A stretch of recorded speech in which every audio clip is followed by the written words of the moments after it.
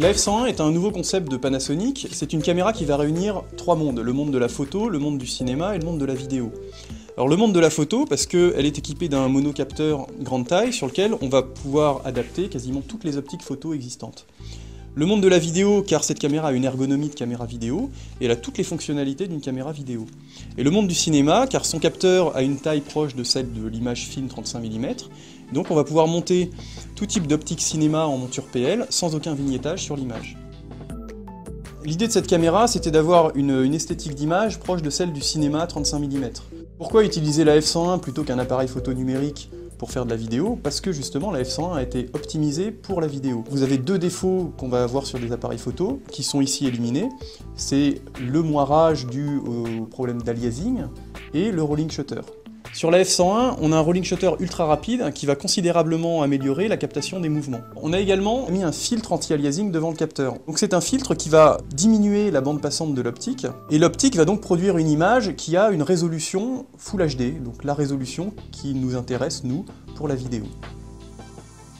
Quelques informations au sujet du capteur de la F101. C'est un capteur qui intègre une nouvelle technologie dite LiveMOS. Cette technologie permet d'avoir la même sensibilité qu'avec le CCD. Sur des cellules du capteur, on a augmenté la surface photosensible. Avant c'était 35%, le reste était pris par l'électronique. Maintenant c'est 50%, donc on a la même surface photosensible que sur un CCD, et donc une sensibilité identique. Grâce à sa monture micro 4/3, on va pouvoir monter quasiment toutes les optiques photo et cinéma. 4/3, APS, plein format, même moyen format. La monture micro 4/3, elle a un tirage de 20 mm, donc 20 mm entre le capteur et la monture de la caméra. C'est un tirage qui est très court, ça permet 1 de faire des boîtiers très compacts, et 2 de pouvoir monter toutes les optiques qui ont un tirage supérieur. Toutes les optiques photo ont en général un tirage qui se trouve autour de 40 mm. Donc qu'est-ce qu'on fait? On rajoute un adaptateur d'à peu près 20 mm, et on a une adaptation mécanique de l'optique. Toutes ces bagues existent déjà, vous allez pouvoir ressusciter toutes vos vieilles optiques, des Nikon, des Leica, des Canon, et les monter sur la F101. Pour les optiques qui n'ont pas de bague de diaph, comme les Nikon série G ou les Canon EOS, il faut utiliser un adaptateur qui intègre la bague de diaph. Donc il en existe chez Kipon pour les Canon ou chez Novoflex pour les Nikon.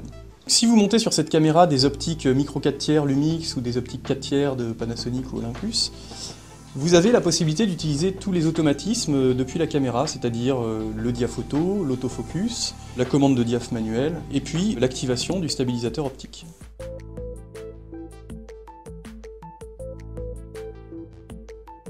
Pour la partie audio, on a tout ce qu'on trouve sur une caméra vidéo traditionnelle et ce qui fait défaut aux appareils photo numériques. Donc on a deux entrées audio XLR avec le 48 volts, un microphone et un haut-parleur intégré, une prise casque à l'arrière et des niveaux audio qu'on peut régler manuellement sur le côté. L'ergonomie de cette caméra, c'est celle d'une caméra vidéo traditionnelle. On a un moniteur LCD et un viseur électronique œilleton, chacun d'une résolution de 1 million de pixels environ. Pour l'assistance à la mise au point, on a choisi la technique de point en rouge, qui permet d'afficher les contours nets en rouge sur l'image. Et on a également un oscilloscope et un vectorscope intégré. En ce qui concerne le contrôle de l'image, on a ici une roue de filtre neutre, 3 filtres, un quart, un 16e, un 64e. On a évidemment un contrôle de la balance des blancs, avec des mémoires et des presets. À l'arrière, on va pouvoir très facilement piloter la fonction de vitesse variable. Pour la première fois, on va pouvoir faire sur une caméra des ralentis en Full HD, en mode 1080. On va pouvoir, par exemple, en mode Full HD 24p, aller jusqu'à 60 images par seconde, ce qui fait un ralenti de 2,5 fois. En mode 1080-25p, on va pouvoir monter jusqu'à 50 images par seconde avec un ralenti de 2 fois. Évidemment, sur la F101, vous avez une connectique vidéo professionnelle avec une sortie HD SDI, une sortie HDMI et une sortie PAL composite. Ce qui est intéressant, c'est que ces trois sorties sont simultanées. C'est-à-dire que vous allez pouvoir en même temps mettre un enregistreur sur le HD SDI, un moniteur sur le HDMI et ce que vous voulez sur la sortie composite.